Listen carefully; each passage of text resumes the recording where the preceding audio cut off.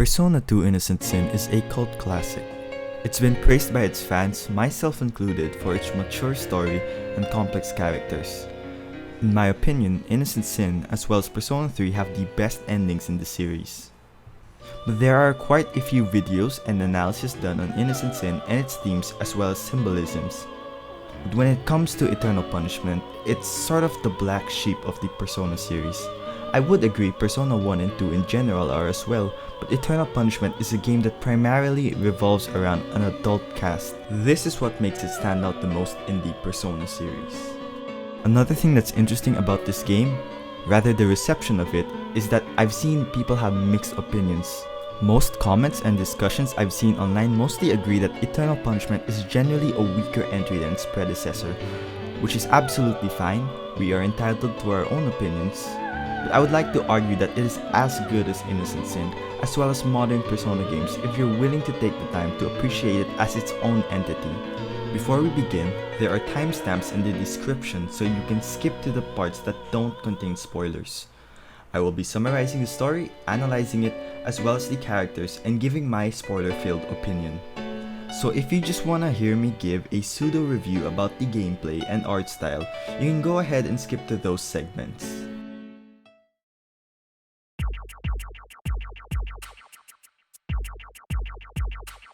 Eternal Punishment begins when Maya Amano is sent to write a story about the Joker phenomenon. According to a rumor, if someone phones their own number, the Joker will kill on request. Going to Seven Sisters, she and Ulala Serizawa and Katsuya Suou find the school principal murdered by the Joker. The Joker then attacks them, forcing each of them to summon their personas. After the Joker knocks them out, Philemon contacts them and warns of a growing danger to the city. After waking, the three pursue the Joker into the school clock tower, where he attempts to force Anna Yoshizaka to remember the events of Innocent Sin. They are saved by Tatsuya Suou, the previous protagonist, who tells Maya to forget about him. After Katsuya is removed from the case by his superior, Captain Shimazu, he teams up with Maya and Ulala to find the Joker. They eventually ally with Baofu, who believes that Tatsuya Suou and his father Tatsuzo are involved with the Joker. Going to the mental institution where Sudo is held, they discover that Tatsuzo sent the Taiwanese mafia hitmen to kill Sudo. Once confronted, Sudo admits that he is the Joker, and reveals that he is attempting to trigger the reappearance of the other side. Pursuing him to the Sky Museum, the party run into Tatsuya, who saves Jun Kurosu, a friend of Tatsuya on the other side who doesn't know him in this side. He saves him from Sudo after he set the building on fire.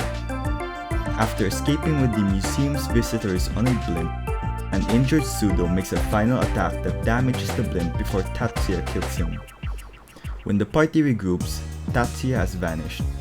Upon their return, the party continues to investigate Tatsuzo's activities and find out that the negative feelings are turning other people into new Jokers, who are in turn being kidnapped by Tatsuzo's agents.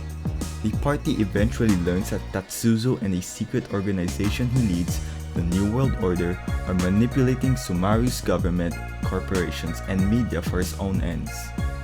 After this, they hear of two others, Nanjo and Eriko Kirishima, the same ones from the first Persona game, investigating the New World Order and their links with the Joker curse and an increasingly prevalent fortune-telling craze used to manipulate the spread of rumors. They are involved due to the possible involvement of Takahisa Kandori, a former enemy of theirs who is posing as Tatsuzo's secretary. Depending on the party's actions at this point, either Kei or Eriko will join their party as they go investigate the holding area for the new Jokers. Upon arriving, they find out Eikichi Mishina, a close friend of Tatsuya on the other side, has been captured by Kandori while looking for a friend. While Kandori attempts to awaken Eikichi's memories of the other side, Tatsuya intervenes and enables the party and Eikichi to escape. The group then save Lisa Silverman, another close friend of Tatsuya on the other side, and her girl group from their promoter, a New World Order member, with help from Tatsuya, who again vanishes afterwards. Through a friendly informant in the police, they learn the New World Order's ultimate goal, to raise Sumaru City in the rumor-generated spaceship Torifune and trigger the destruction of the Earth's surface by sacred dragons by creating a concentration of Kegare to create a new world free of sin. The only way to stop the plan's fulfillment is by defeating the New World Order. After failing to corner Tatsuya and puzzled by Tatsuya's motives, the group finally persuade him to tell the truth. During the original confrontation with Nyarlathotep, Maya was killed, prompting the rest of the group, Tatsuya, Lisa, Jun, and Aikichi to reset events. Tatsuya refused to forget the events of the other side, creating a dangerous loophole. If all the other members of the original group could be forced to remember, the other side will be brought back into existence, destroying the present reality. After revealing this, Tatsuya joins the party in place of either Kei or Eriko. After returning to Sumaru proper, the city is raised by Tatsuya as part of Torifune, successfully infiltrating Torifune and defeating Tatsuya and his god, Gozen, but the party are drawn into the collective unconscious by Nyarlathotep. Making their way into his domain, they discover Nyarlathotep has kidnapped Aikichi, Lisa, and Jun in an effort to force their memories of the other side into reality. Defeating the shadow selves guarding them, the party saves Aikichi and Lisa first. After the prior confrontation, the group make their way to save Jun and confront Nyarlathotep, who mocks Tatsuya for refusing to fulfill his part of Philemon's agreement. After Nyarlathotep is defeated, Tatsuya fulfills his side of the bargain, and after saying his final goodbyes, separates his other side conscious from his current self. With the city returned to normal and any specific memories of the other side gone, the party returned to their normal lives.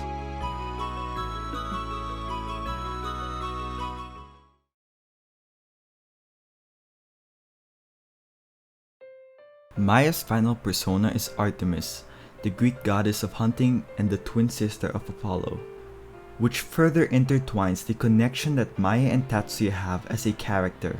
Aside from being the goddess of hunting, she is also the goddess of chastity, virginity, the hunt, the moon, and the natural environment.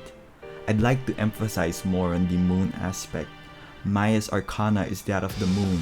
According to Arthur Edward Waite's book, The Pictorial Key to the Tarot, the card represents life of the imagination apart from life of the spirit. The dog and the wolf are the fears of the natural mind in the presence of that place of exit when there is only reflected light to guide it. The intellectual light is a reflection and beyond it is the unknown mystery which it cannot reveal. It is said that the moon arcana represents a hidden enemy, calumny and deception. In the events of innocent sin, Maya had to face a shadow of herself. As Shadow Maya attempted to deceive the party saying that she longed for death. It appeared to the cast that this desire was true in her heart, until the real Maya denies this and defeats her shadow form. The moon arcana symbolizes the mystery and uncertainty of life, but in Maya's character it is her constant positivity that guides her into the unknown. Maya's zodiac is that of the Cancer sign. It is believed that the element of Cancer is that of water. Water is Maya's main element when in battle and may also represent her positive attitude and perspective, as water may also represent a person with a go-with-the-flow perspective in life. Cancer's ruling planet is that of the moon, which is in correlation to both Maya's final persona, Artemis, and her arcana. Tatsuya only has one persona in this game since the story starts with him already having access to it. His persona, Apollo, the Greek god of music, poetry, arts, oracles, archery, herds and flocks, diseases, healing, light, sun, knowledge, and protection of young. As mentioned earlier, Apollo is the twin brother of Artemis. Artemis is the goddess of the moon, which further emphasizes on the dichotomy of Apollo, who is the god of the sun. Tatsuya's arcana is that of the sun. In Waite's interpretation, an infant rides a white horse under the anthropomorphized sun, with sunflowers in the background. The child of light holds a red flag, representing the blood of renewal, while a smiling sun shines down on him, representing accomplishment. the conscious mind prevails over the fears and illusions of the unconscious. Innocence is renewed through discovery, bringing hope for the future. The Sun Arcana is one of overcoming fears and illusions. This is prevalent in Tatsuya's character, as throughout the game he can be seen constantly rejecting the involvement of others and bearing this burden as he believes it to be his own fault. It is only until he teams up with the Eternal Punishment cast is he able to defeat Nyarlathotep, who has taken the form of Shadow Tatsuya, who is the cause of all his suffering. It is only then Tatsuya is able to overcome this, and his attitude in the end is one where he is hopeful. Tatsuya's decision to return and rebuild his side is one that reflects the Sun Arcana. Tatsuya's zodiac is that of the Leo sign. It is believed that Leo is associated with fire, which is the element that his persona specializes in. The sign ruler of Leo is in correlation to Tatsuya's persona and arcana, that is the sun. This further strengthens the interconnection of all these symbolism that represent Tatsuya as a character. Katsuya's initial persona is Helios, the Greek god and personification of the sun. Helios has had some conflation with Apollo. The use of Helios as Katsuya's initial persona really reflects on the relationship of the Suou brothers.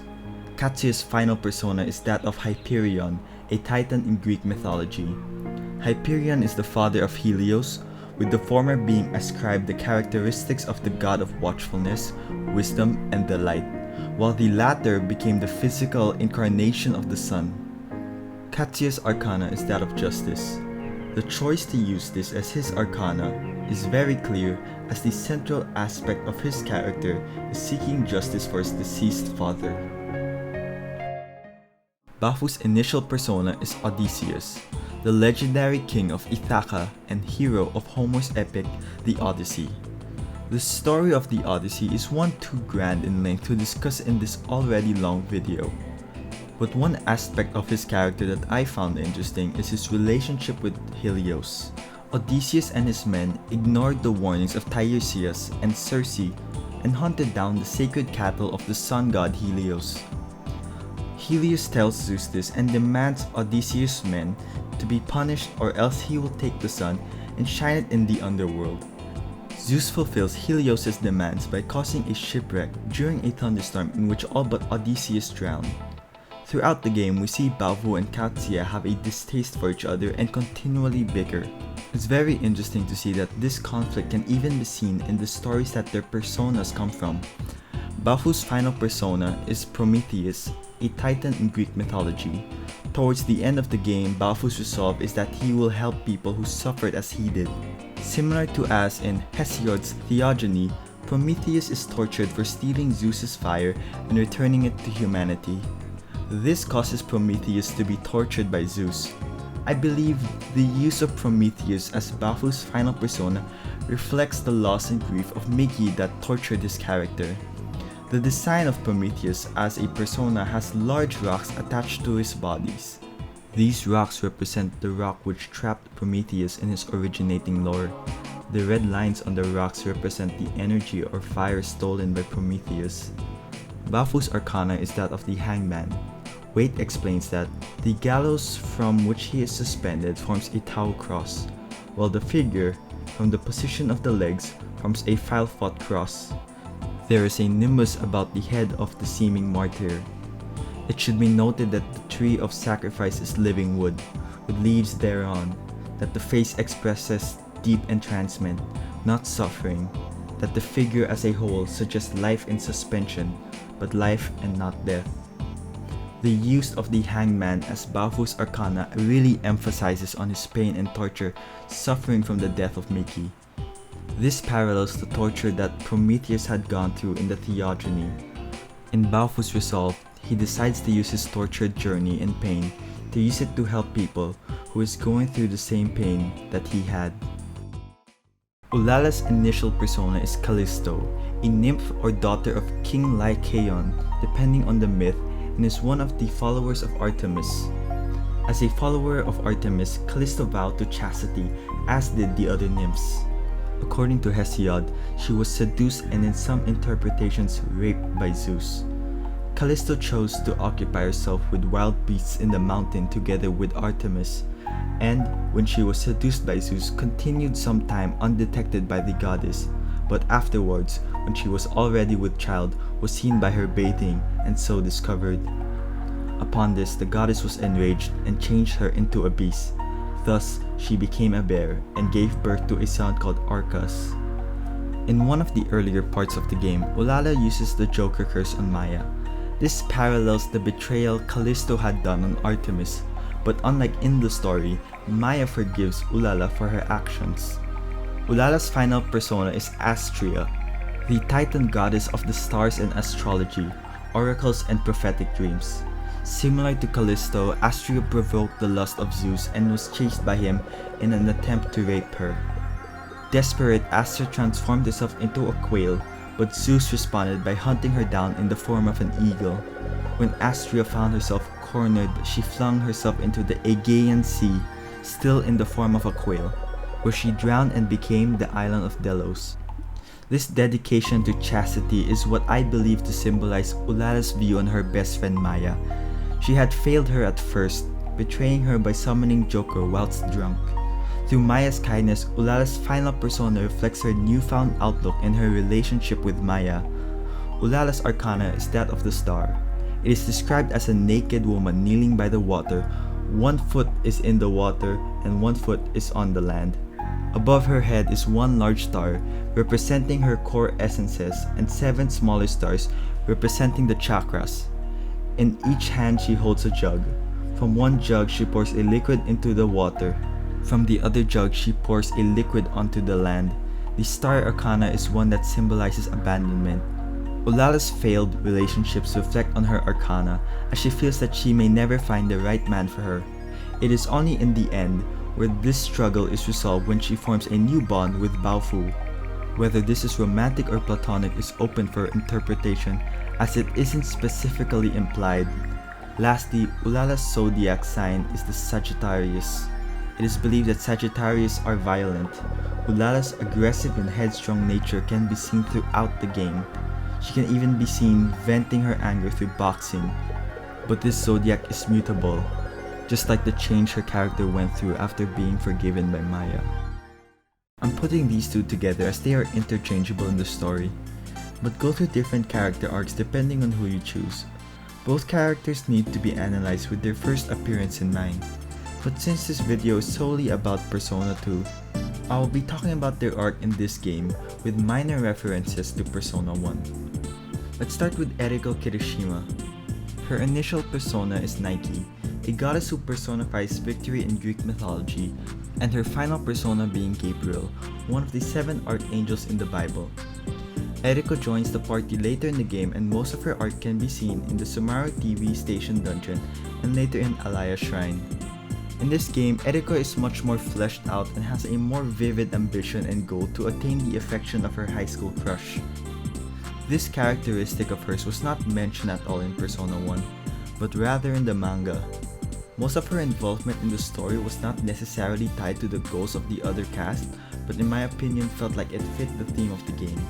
It's interesting to see how the ensemble don't necessarily have as tight a bond as the cast of Innocent Sin do.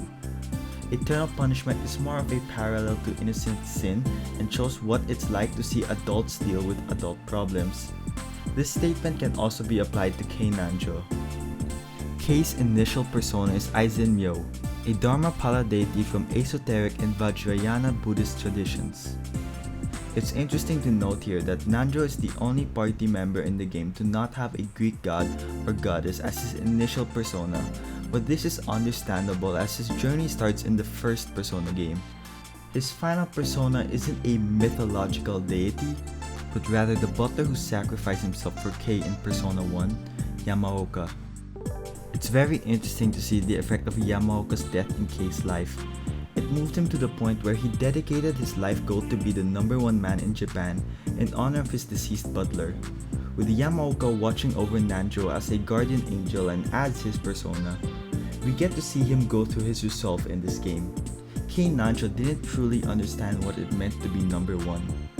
But when reaching the Alaya Shrine and remembering how he once felt, he realized that being number 1 is about doing what is right as Kei Nanjo.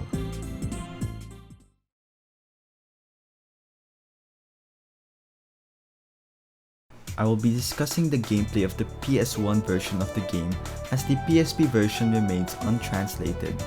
The sequel Eternal Punishment has the same gameplay as Innocent Sin, albeit an enhanced and more refined version of the PS1 game.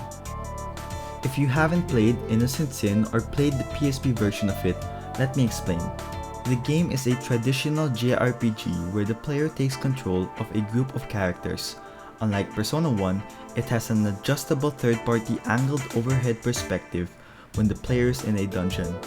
When exploring the city, the game uses an overworld map and a little green icon to indicate where the player is. The player follows the story by going to different parts of the city through the overworld map, and then entering the dungeon to progress the story. The player has to fight a plethora of demons based on real-world mythology. This is akin to the Megami Tensei series. This was changed in Persona 3 onwards, wherein the player has to fight shadows.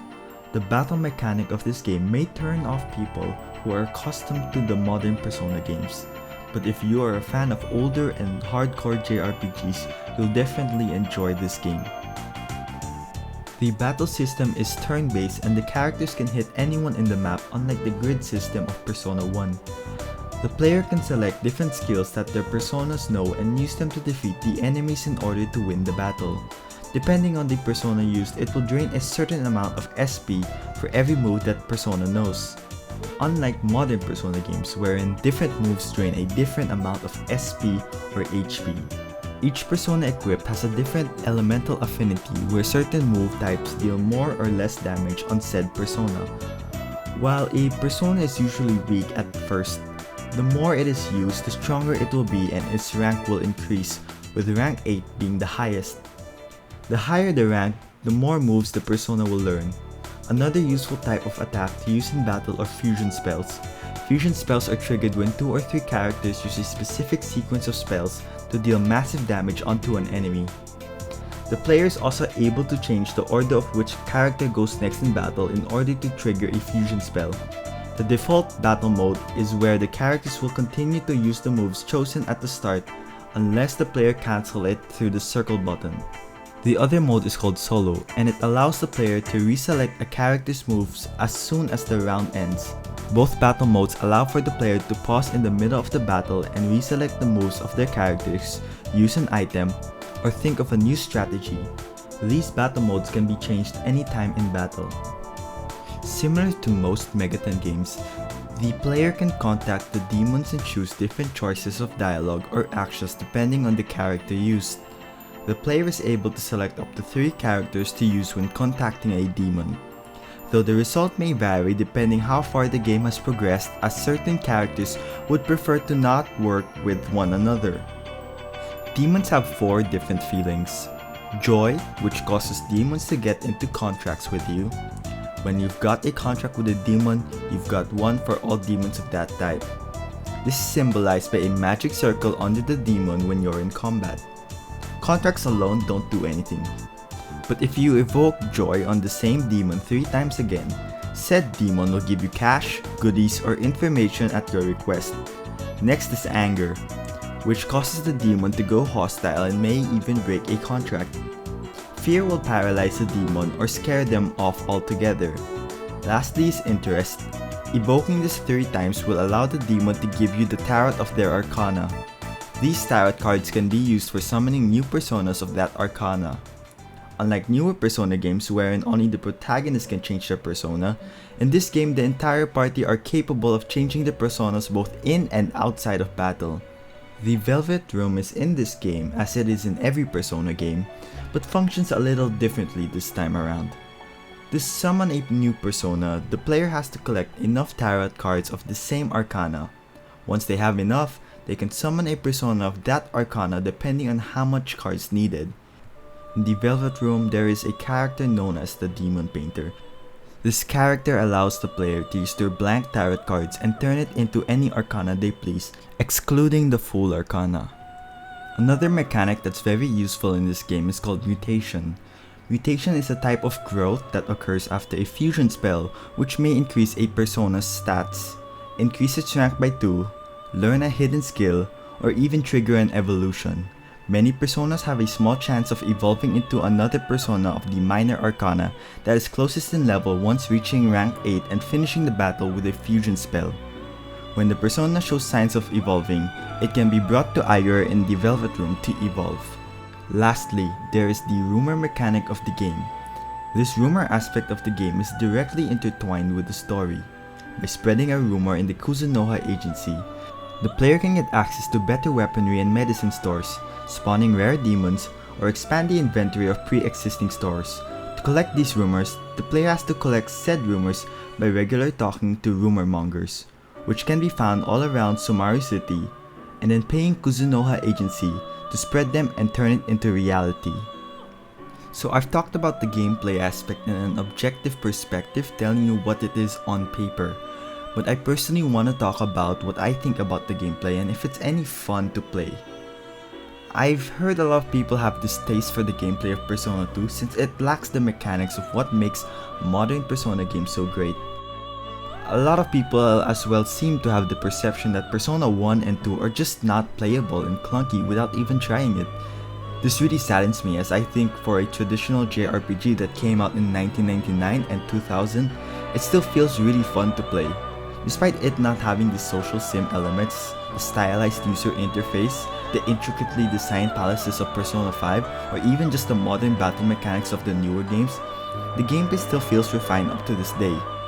I'll admit, I'm biased, but as someone who's played even older JRPGs, the mechanics feel like it'd still be great even 20 years later.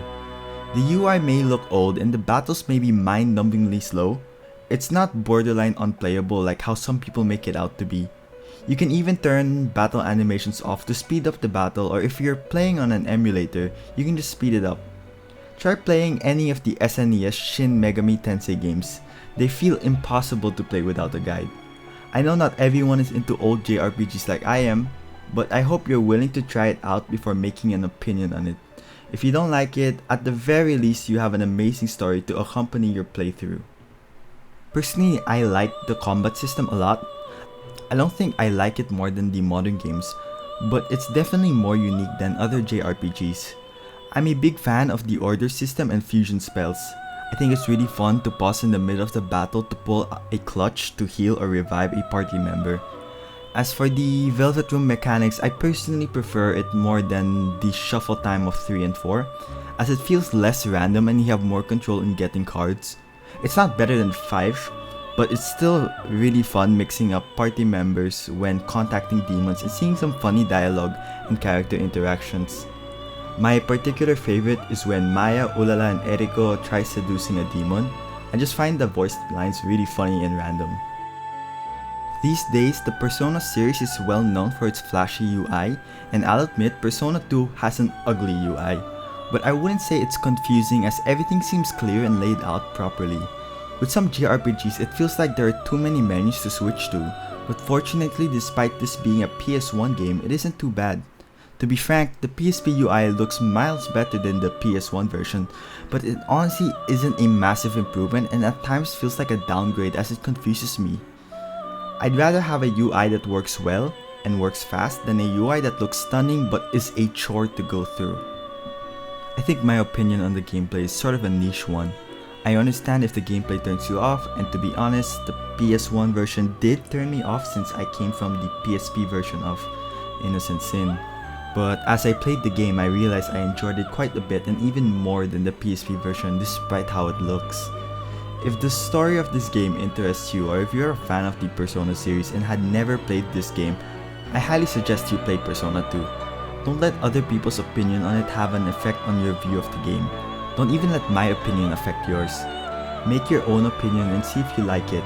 I'm putting heavy emphasis on this as it is the gameplay that gets the most criticism when people talk about Persona 2.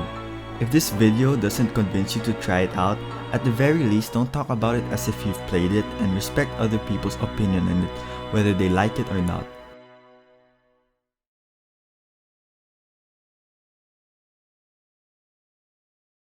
In this segment of the video, I'll be showcasing some of my favorite Persona 2 art and give my opinion on why I think it's great. Obviously, this part of the video is highly subjective in my opinion. I'm a big fan of how Kaneko draws his characters. I've heard a lot of people say it looks unnatural and eerie. For me, it's Kaneko's biggest strength. I've seen so much JRPGs that use generic anime art, and sometimes it gets boring to see everything looking so similar, only containing minor nuances to each other. Now don't take this out of context. I love anime art and I've seen a lot of good anime art used in JRPGs. I just personally prefer an art style that's unique and stands out to me. Although having such a unique art style may turn certain people off, for me it enhances my experience of the game. If you disagree, then that's fine, no one is stopping you from doing so. With that said, Persona 2 has some of my favorite video game art ever. Innocent Sin is the first time we get to see Kazuma Kaneko use his iconic art style that was once the staple aesthetic of the Megaten series. It's sad to see that Kaneko is no longer the lead visual designer of the series, but that's not to diminish the work of Masayuki Doi, who's also done a really good job with the Megaten series and even made some great Persona 2 artwork. When we look at Kaneko's work, all I can say is that it's immaculate. From the iconic apocalyptic look in Nocturne, to the cyberpunk dystopian aesthetic of Digital Devil Saga, to the militaristic sci-fi vibe of Strange Journey, Kaneko is easily my favorite video game artist. The art style of Shin Megami Tensei is easily one of my favorite aspects of the series. I can go on and on about Kaneko's art in other Megaten games, but I want to focus on his work in Eternal Punishment. While Innocent Sin may have a ton of masterful works done by Kaneko, let's not undermine the other beautiful and articulated work he's done in this game. My personal favorite artwork that he's done for this game is the cover of the Japanese version of Eternal Punishment. This artwork was also used for the manual and disc for the English version of the game, albeit with slight change in coloring. Honestly, I love this artwork so much it's even my desktop wallpaper. There's just something with Maya's expression in it that really evokes the emotion that the game is aiming for. It's a shame that this isn't the cover art we got in the Western release. If we look at this artwork more intently, we see that Maya is in tears. Perhaps from the events of Innocent Sin as she is remembering it. We also see that she's holding the head of Apollo. This could represent her relationship with Tatsuya for most of the game, as he distances himself from Maya in order to protect her. Behind Maya appears to be her shadow with stark yellow eyes and a sinister smile to represent the theme that the whole series is primarily about. That is of the persona, the idea that a person has another self or mask that he or she is presenting him or herself to be, which is derived from Jungian psychology. Another artwork I'm a big fan of is this image of Tatsuya laying on the floor. We see Maya as if she's looking away from Tatsuya. Her emotion seems to evoke that of a repressed pain, as if she had forgotten the memories of the other side. The imagery of Tatsuya swarmed with hands is a terrifying one to see, as if there's something pulling him down. A direct interpretation I have of this is that this is Nyarlathotep's influence, as towards the end of the game he portrays himself to be a shadow of Tatsuya. But I'd like to interpret this as Tatsuya's burden to fix the whole situation, as he calls himself throughout the game a paradox. There's a lot of great artwork made for this game, such as these. I'd also like to acknowledge the amazing job Doi did in the PSP remake of the game. Although I've never played this particular version, seeing the in-game screenshots of it look really good. I much prefer Doi's portraits for Persona 2 compared to Shigenori Sorajima. Sorajima has done amazing art for the modern Persona series, but for some reason I'm not a big fan of how he drew Innocent Sin's art on PSP. It looks different from his usual style, which is sad to see as I'm a big fan of his art in Persona 3. But I'm very glad to see Doi do the art of Eternal Punishment. Just look at this artwork for Tatsuya and Maya. This has to be my favorite artwork done by Doi by far. Just look at the expressions on their face and how Tatsuya holds Maya in his arms. Doi did a really good job in evoking Tatsuya's agony in his expression. I'd like to see him do more art like this in the future Megaten games. Maybe in SMT5 we can see some really great art like this.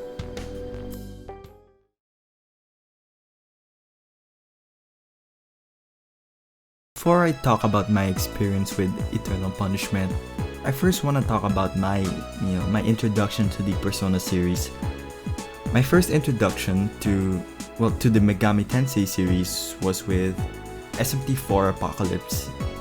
Before that, I didn't know what Persona was or even the older Megaten games. I picked it up because the poster looked cool in the game store I was in. Fast forward a few months and a friend of mine told me about this game called Persona Q. I'll be honest, seeing the gameplay, I wasn't very interested since I didn't know Persona Q was a spin-off.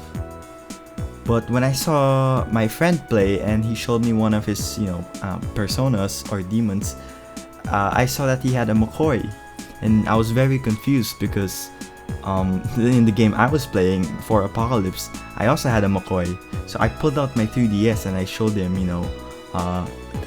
I compared it with his 3DS, his Persona Q, and that's when I found out they were part of the same series. And because of that experience, it definitely piqued my interest since I was already a big fan of SMT4. So right after that, I decided to play a Persona game. Despite him recommending me to play Persona 3, I thought I should search what people think is the best Persona game. So I came across an article ranking the Persona games, and for some reason Persona 2 was number 1. This was before Persona 5 came out and blew the series into massive popularity. So even though my friend told me to play Persona 3, I ignored his advice and started with Persona 2 Innocent Sin. And I emulated the game since at the time I didn't have a PSP, and the game's also already pretty rare.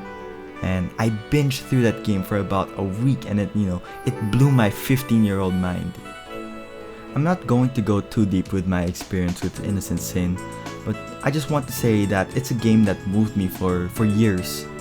At the time, I was pretty naive in the JRPG genre, having only played the popular ones such as Pokemon, Fire Emblem, Final Fantasy, Earthbound, and I think Suikoden too.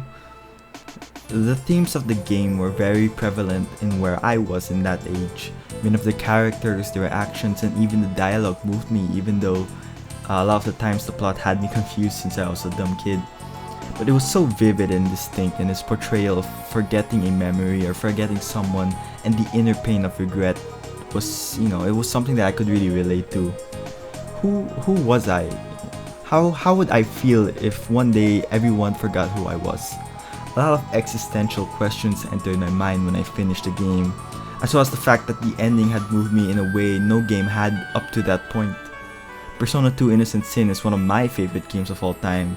It is in my opinion the best Persona and Megaten game. In a series wherein it hits you with heavy themes of life and what is right and wrong, it's a game that asks a question that I believe many people can relate to. You might be wondering why I'm talking about Innocent Sin so much if this is a video about its sequel, Eternal Punishment. I think there has to be some context to be clarified before I give my opinion to a sequel of a game that means so much to me. So you've heard me go on and on about the game in a mostly objective perspective, I would say, but save a few segments where I talk about my interpretations and such. But, how do I honestly feel about it? So I beat Eternal Punishment just this year, April of 2020. So why did I wait so long to see the conclusion of a game I so loved? It's kind of a dumb reason at first. After playing Innocent Sin, I didn't want to play an old PS1 game because the graphics weren't as good and it looked clunky, which after playing now I disagree with. And at the time I had heard there was an English translation in the works for Eternal Punishment PSP, so I decided to wait. But after finding out it was on hiatus, I decided to just suck it up and play the PS1 version.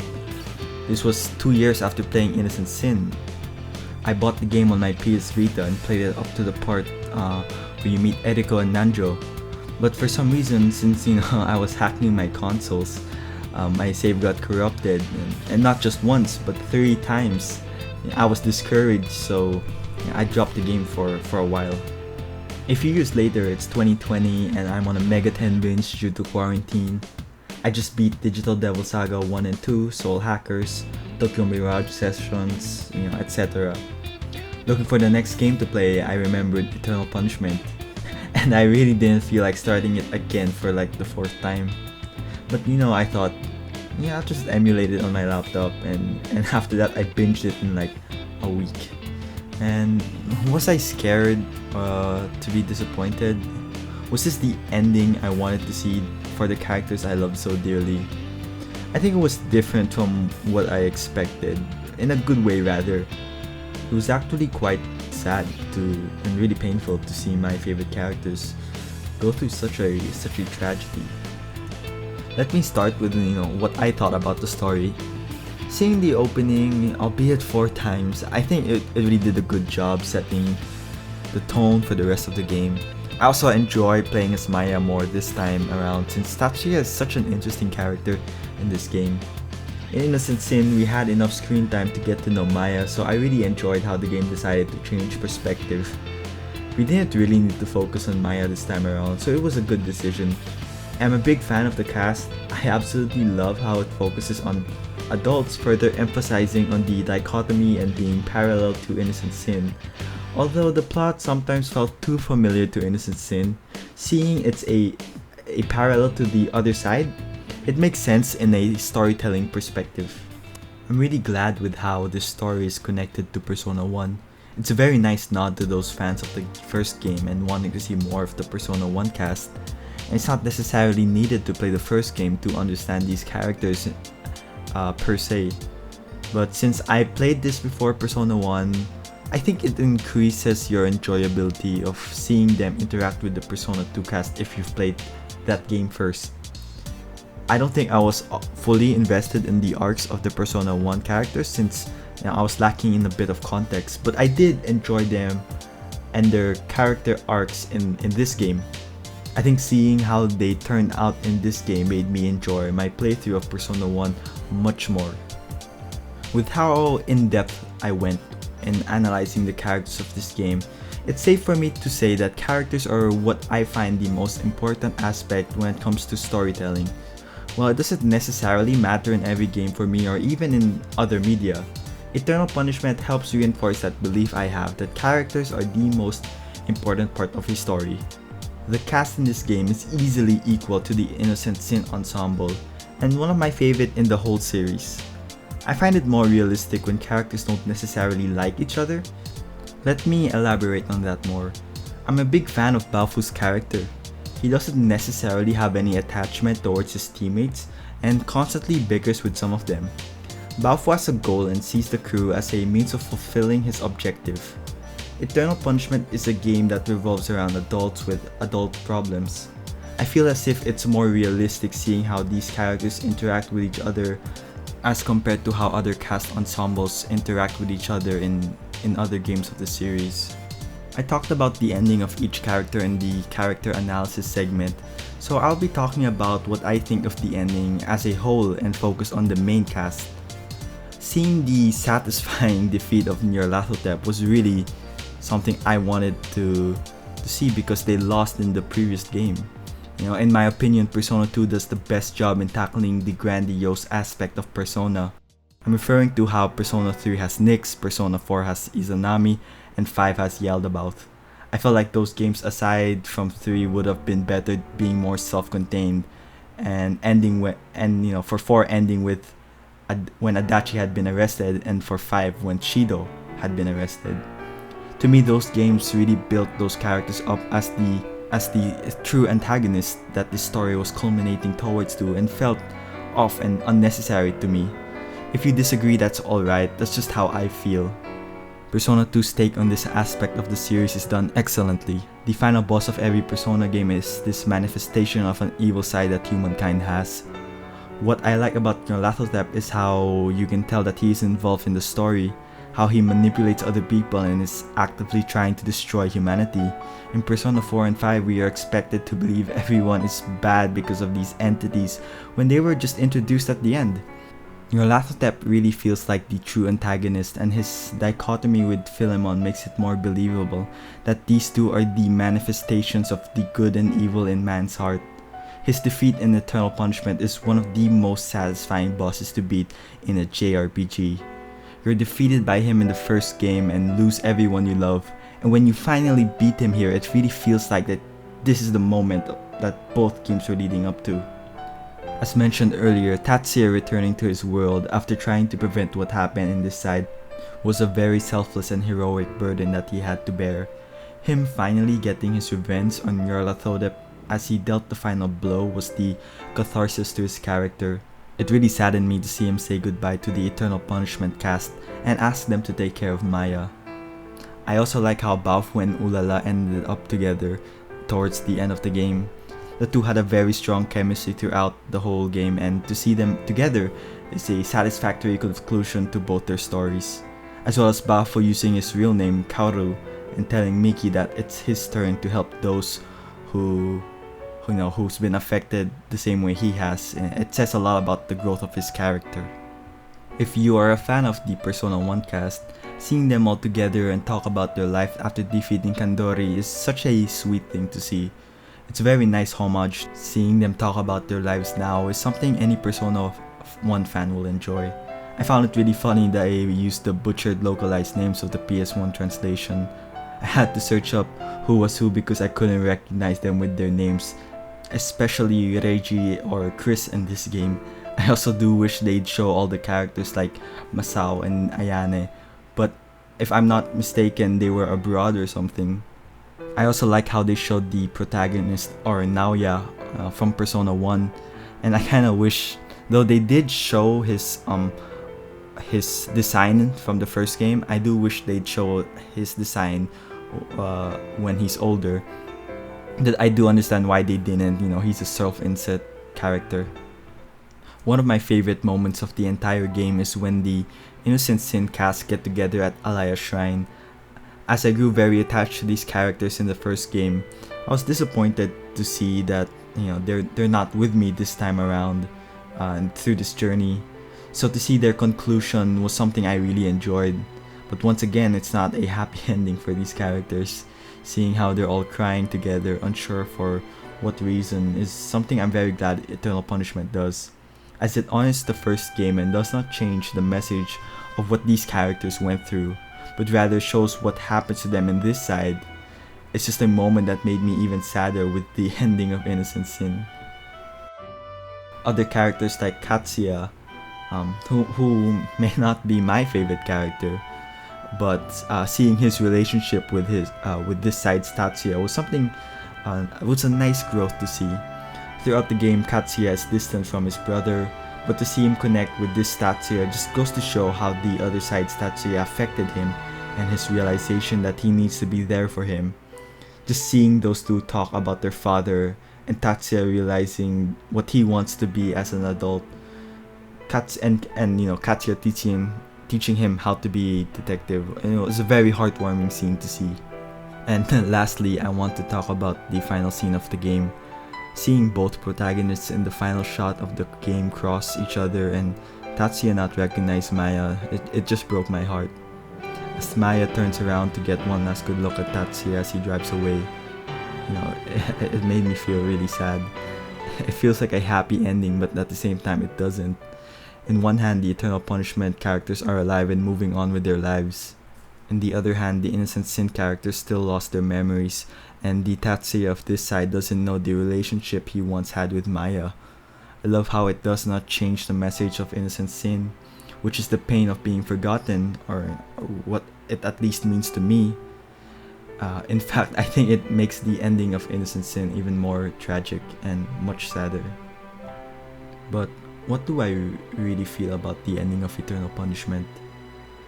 For me, I feel it emphasizes on the message of Innocent Sin, while still being a true epilogue and the conclusion to one of the most tragic Persona games. I felt sad and a bit nostalgic seeing how it ended. For years I wanted to know how the journey of some of my favorite video game characters would conclude. As I watched that last scene with Maya crossing the road and looking back to see Tatsuya again, I think I now know the true meaning and levity of what Maya said back in Innocent Sin. Worse than alone, exiled. Worse than exiled, dead. Worse than dead, forgotten. This poem will resonate with me for the rest of my life. I know I'm still young, but I want to do the things in life that make me happy, things that my loved ones will remember me for. Because what's the point of it all if no one remembers who I am and what I did in my life? I find this statement, now more than ever, to be a real tragedy. Worse than dead, forgotten. Thank you so much for watching this video. This is the first time I made a YouTube video in years, so I hope you guys really enjoyed it. It took so long to write the script and editing it while balancing school and other projects I've been working on. I'm also a massive procrastinator, so that didn't help. I made this video because I wanted to talk about the Persona game almost no one talks about. I've seen tons of videos analyzing the Persona games and I was surprised to see no one has talked about this one. I was really inspired by Snickety Slice's video on Innocent Sin and his analysis. Bro, if you're watching this, I can't wait to see how you're gonna analyze Eternal Punishment. So go check his channel out because it was a big inspiration to me. I hope no one saw this as any form of elitism or gatekeeping. My goal for this video was really to express my thoughts on the game and get more people interested in one of my favorite video games of all time. I really do love all the Persona games and especially love Megaten. I also have some news because I recently heard that the PSP version of Eternal Punishment has not been abandoned and the translation is actually completed. All that's left is for it to be coded into the game.